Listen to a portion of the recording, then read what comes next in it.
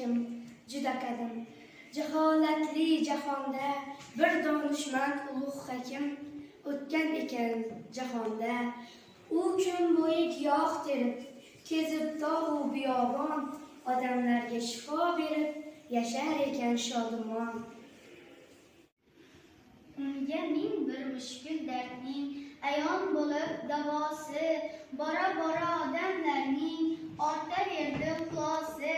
Tabobatga qalban, ruhan fido qilib o'zini, hatto bir kun nashar bilan ochmish ko'rning ko'zini.